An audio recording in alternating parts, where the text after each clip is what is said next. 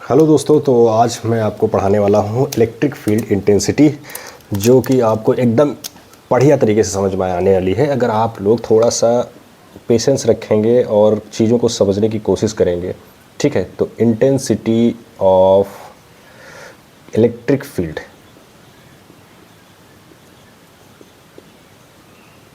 ठीक है, तो इलेक्ट्रिक फील्ड की हम लोग इंटेंसिटी पता करेंगे। तो देखो, इलेक्ट्रिक फील्ड हमारा बनता कैसे है। सबसे पहले हमारे पास कोई चार्ज होना चाहिए जिससे इलेक्ट्रिक फील्ड बनेगा, ये चीज़ हमको पता है। तो मान लीजिए हमारे पास ये कोई चार्ज है, ठीक है, ये हम इसका सेंटर पॉइंट मान लेते हैं।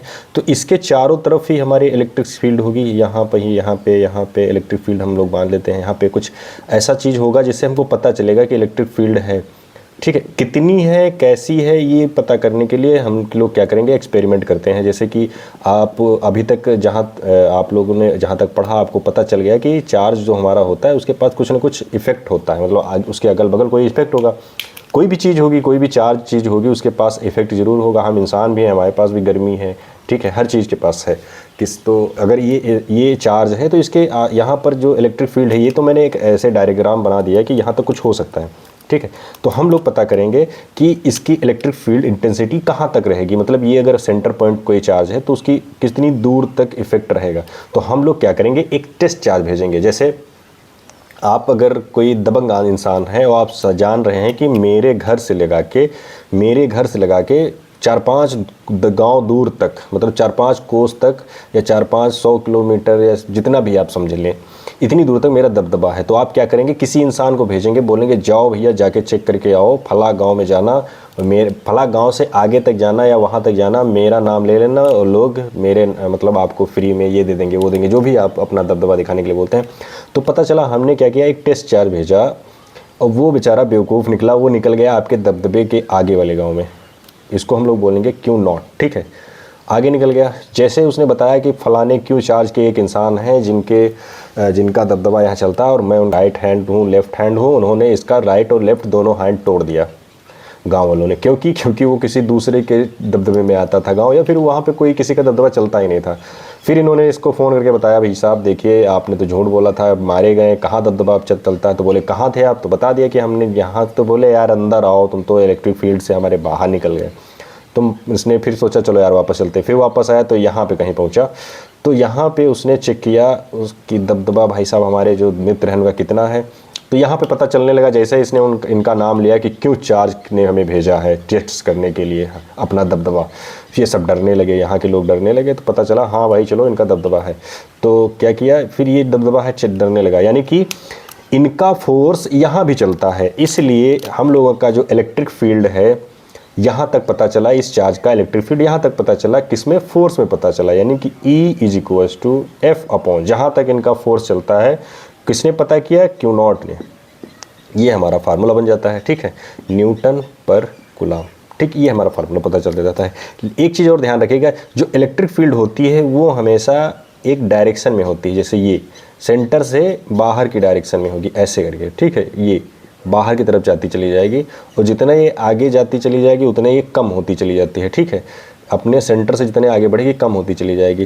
तो ये हमारी इलेक्ट्रिक फील्ड की डायरेक्शन होती है, ऐसे करके। ठीक, इधर की डायरेक्शन होगी। तो हमारी इलेक्ट्रिक फील्ड में एक डायरेक्शन होती है, तो फिर फोर्स की भी एक डायरेक्शन होगी। अगर इलेक्ट्रिक फील्ड में है तो एक फोर्स की भी डायरेक्शन होगी। क्यों, तो हमारा एवी एक टेस्ट चार्ज है, तो इसमें कोई डायरेक्शन नहीं होगी, कहीं भी जाके जा सकता है। ठीक है, तो ये हमारा होता है इलेक्ट्रिक फील्ड का फार्मूला। अब मान लीजिए कि जो क्यों भाई साहब थे, ये एक है, मान लेते हैं क्यू नॉट की वैल्यू हमारी है कितना, 1 कूलाम। तो अगर 1 कूलाम का चार्ज हम लोग भेजते हैं तो हमारी इलेक्ट्रिक फील्ड फोर्स के बराबर हो जाती है। कैसे, यहाँ अगर 1 रखेंगे तो हमारा आंसर निकल के आ गया E=F। ठीक है, यानी कि हमारी इलेक्ट्रिक फील्ड वो सेम रहेगी। मतलब अगर खुद हमारा E जो है, हमारा चार्ज ही अगर यहाँ पे पहुँच जाता है, E जाता है, मतलब क्यू नॉट को हम नहीं भेजते हैं जहाँ पे, डायरेक्ट हमारा E क्यों जाएगा, मैंने कहा हमें क्यू नॉट नहीं भेजेंगे तो इसका बराबर 1 मान लेंगे। जब नहीं भेजेंगे तो 1, यानी कि हमारा EF के बराबर हो जाएगा। वहाँ फोर्स और वहाँ पर इलेक्ट्रिक फील्ड और ज़्यादा होगी, फोर्स के बराबर हो जाएगी। मतलब जितना फोर्स वहाँ पर है, भाई साहब जब आप दबदबे वाला इंसान खुद ही वहाँ पहुँच जाएगा तो रहेगा ही। ठीक है, तो ये हमारा हो जाता है। अब हम लोग पता करते हैं इसका आगे का कि हमारा इलेक्ट्रिक फील्ड की इंटेंसिटी आखिर डिस्टेंस में कितनी होगी। ठीक है, हम लोग डिस्टेंस में इसका फोर्स पता करेंगे, इलेक्ट्रिक फील्ड पता करेंगे, जो यहाँ से मेज़र करेंगे कितनी होगी। तो चलिए मेज़र करते हैं इस चीज़ को। तो हम लोग हेडिंग डाल लेते हैं, हमारी हेडिंग रहेगी electric field intensity due to a point charge. तो हम लोग एक पॉइंट चार्ज को हमने जो भेजा था तो उसके बारे में पता करते हैं। Electric field intensity due two point charge. ठीक है, तो electric field intensity due two point charge, तो हम लोग पता कर लेते हैं कि एक पॉइंट चार्ज के थ्रू कि आखिर हमारा इलेक्ट्रिक फील्ड कितनी होगी। तो हम लोग इसमें जो थ्योरी लिखते हैं हम ये लिख सकते हैं, लेट अस कंसीडर कि हमने क्या किया, एक पॉइंट चार्ज लेते हैं, हमारे पास एक पॉइंट चार्ज है, ये मान लीजिए कितना है, प्लस क्यू का चार्ज है। ठीक है, प्लस से हम लोग स्टार्टिंग करते हैं। तो ये हमारा इसका सेंटर है तो हम इसको ओ मानेंगे। ठीक है, हमने कहा भाई साहब एक क्यू नॉट हमारा जाएगा टेस्ट करने के लिए, तो हमारा ये टेस्ट चार्ज हो जाएगा। टेस्ट चार्ज को हम लोग क्या बोलते हैं, क्यू नॉट चार्ज बोलते हैं। ठीक है, ये हमारा कोई पी पॉइंट हो जाएगा। ठीक, ये हमारा कोई पी पॉइंट हो जाएगा, एक क्यू नॉट हमारा है। ठीक, पी पॉइंट कोई हो जाएगा। तो अब ये क्या करेगा, इस पर लगने वाले फोर्स के बारे में पता करेगा। ठीक है, ये इस पर लगने वाले फोर्स के बारे में पता करेगा। ये हमारा फोर्स की डायरेक्शन हो जाएगी, क्योंकि हमने बताया था कि इन दोनों में डायरेक्शन होती, तो ये फोर्स की डायरेक्शन हो जाएगी, इसकी डायरेक्शन इधर ही रहेगी ना। तो यहाँ के बारे में ये पता करेगा। ठीक, अब पता करेगा तो इसकी डिस्टेंस कितनी है, मान लेते हैं आर डिस्टेंस पे ये रखा हुआ है। तो हमने कूलाम के नियम से हम लोगों ने पढ़ा। तो अच्छा, उससे पहले हम इसकी अगर डेफिनेशन लिखना चाहें या हम थ्योरी लिखना चाहें तो कह सकते हैं, let us consider plus q positive charge. ठीक है, which is and we have send आप q naught charge which is test the source charge how much the force applied at the point p. ठीक है, तो हम लोग point P पे कितना फोर्स आता है डिस्टेंस आर पे, ये चीज़ चेक करेंगे। तो यहाँ पे चेक करने के लिए हम लोग देखते हैं कूलाम के नियम का सहारा लेते हैं। तो कूलाम के नियम ने हमसे क्या बताया था, जब कोई दो चार्ज होते हैं और उनके बीच में आर डिस्टेंस होती है तो हमने एक फार्मूला दिया है, आप उसका इस्तेमाल करिए। तो उनका फार्मूला था F बराबर 1/4 pi epsilon not Q1 Q0 यानी Q1 Q2 upon R square. तो ये उन लोगों ने फार्मूला दिया था। ठीक है, तो ये उन लोगों ने जो फार्मूला दिया सबसे बढ़िया फार्मूला था। ठीक, ये हमारा फार्मूला हो गया।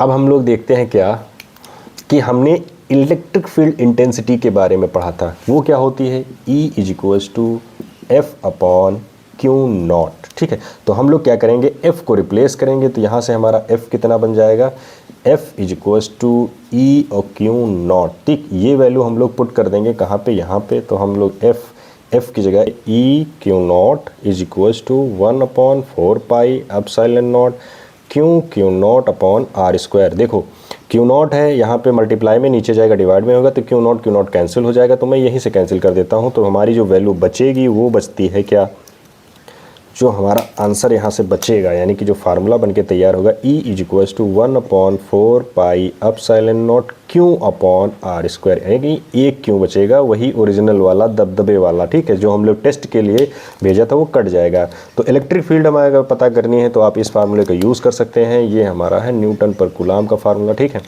तो इसको हम लोग कहाँ यूज़ करेंगे, जहाँ पे हमें electric field intensity due two point charge की वजह से पता करनी होगी। ठीक है, ये सिर्फ एक लाइन में आप पता कर सकते हैं, इसको कहीं भी डाल के आप यूज़ नहीं कर सकते हैं। तो ये आपका फार्मूला है। इस पर आप चाहें तो थ्योरी थोड़ी बहुत थ्योरी भी लिख सकते हैं इधर उधर से, जैसे हमने यहाँ क्यू का चार्ज कूलाम्स लॉ यूज़ किया है। ठीक है, कूलाम्स लॉ यूज़ किया है, तो ये आप डाल दीजिए। फिर आप डाल दीजिए फ्रॉम इंटेंसिटी जो हमारे इलेक्ट्रिक फील्ड की होती है, उससे ये फार्मूला आया है। ठीक है, हम जानते हैं इसके बारे में।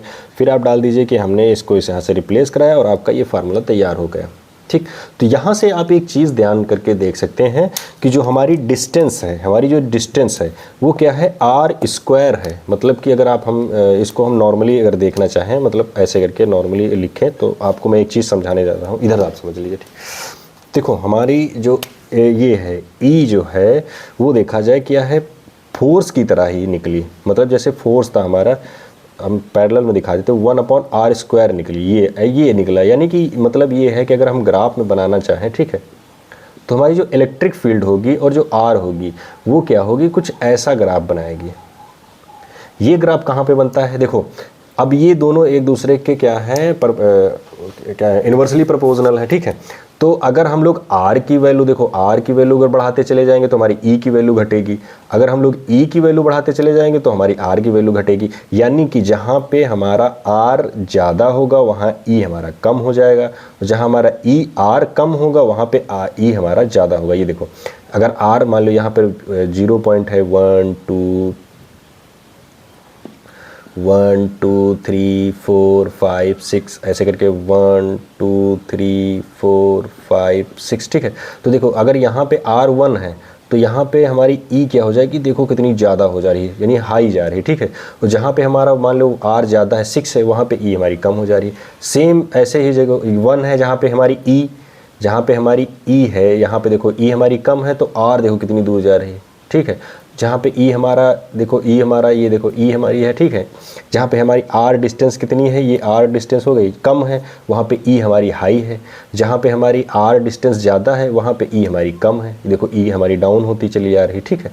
तो ऐसे मतलब देख सकते हैं हम लोग, ग्राफ बना सकते हैं। तो आपको क्वेश्चन में ऐसा ग्राफ भी मिल सकता है, ठीक। तो आपको पैनिक नहीं होना है, आपको सारी चीज़ें बताई जाएंगी, वो भी एकदम फ्री। बस आप लोगों का सपोर्ट चाहिए कि आप लोग सपोर्ट करके मेरे चैनल को आगे बढ़ाने में मदद कीजिए, सीखिए और मदद कीजिए, दूसरों को भी वीडियो शेयर करिए कि मैं इस छोटे से बोर्ड पे पढ़ाने के बजाय एकदम खुले बोर्ड पे आ जाऊं, जहां पे मैं आपको पढ़ाऊंगा सभी टीचर से बेहतरीन फिजिक्स, जिससे यूपी बोर्ड, आप सीबीएसई बोर्ड से, यूपी बोर्ड से, इंग्लिश मीडियम से पढ़ रहे हैं चाहे हिंदी मीडियम से पढ़ रहे हो, आपको एकदम मज़ा आएगा।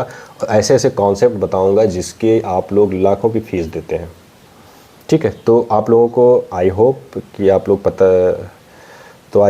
लोगों को ये समझ में आया होगा टॉपिक, और जो भी इसमें समझ में नहीं आया है तो आप तुरंत कमेंट में बता सकते हैं। तो एक हमें क्वेश्चन दिया गया है जिसमें बताया जा रहा है कि क्यू की वैल्यू है 2 × 10⁻⁷ कूलाम की है और डिस्टेंस कितनी दी गई है, 10 मीटर की डिस्टेंस दी गई। तो हमें E फाइंड करना है, ठीक है। तो इसके लिए हमें E फाइंड करना है, तो हमें फार्मूला बताया गया था। नॉर्मली क्या होता है हमारा, E = 1/4πε0 Q/r², ये फार्मूला हमारा होता है। तो E अगर हमें यहाँ से निकालना है तो इसकी टोटल वैल्यू हम लोग जानते हैं कितनी होती है, 9 × 10⁹, ठीक है, 9 × 10⁹। और यहाँ पे हम लोग Q की वैल्यू रख देंगे 2 × 10⁻⁷, अपॉन में हम लोग क्या लगा देंगे 10। तो 10 क्योंकि R का स्क्वायर होता है तो ये हमारा 100 हो जाएगा, ठीक है। तो अगर हम लोग E यहाँ से निकालना चाहें तो इसका मल्टीप्लाई कर दिया, 9 × 2 = 18 हो जाएगा, ठीक है। तो 9 में से 7 चले जाएंगे क्योंकि ये पावर है, माइनस की प्लस की घट जाएगी, तो हमारी ये हो जाएगी कितनी, यहाँ से आप घटा दीजिए तो बचेगी 2 × 10⁻², और 10⁻² यानी कि 100, और ये भी 100 है, तो एक दूसरे को कैंसिल आउट कर देंगे, तो यहाँ सिर्फ हमारा बचेगा 18, ठीक है। तो सिर्फ 18 न्यूटन पर कूलाम की हमारे पास इलेक्ट्रिक फील्ड इंटेंसिटी आ जाएगी। तो ऐसे करके आप सवाल लगा सकते हैं, क्वेश्चन लगा सकते हैं। अगर आपको कोई बड़ा क्वेश्चन, जो क्रिटिकल क्वेश्चन आपको जो नहीं आ रहा है, उसको मैं लास्ट में बताऊंगा, अभी तो नहीं बताऊंगा। जो लास्ट में हमारे सेशन चलेंगे उसमें बताऊंगा, क्योंकि अभी तो शुरुआत हुई है। तो लास्ट में मैं बताऊंगा, अच्छे तरीके से एकदम समझा दूंगा, ठीक है। अभी हमको थ्योरी पर फोकस करना है, ताकि जब हम क्वेश्चन लगाने और न्यूमेरिकल लगाने के चलें तो हमारे पास सारे कॉन्सेप्ट होने चाहिए।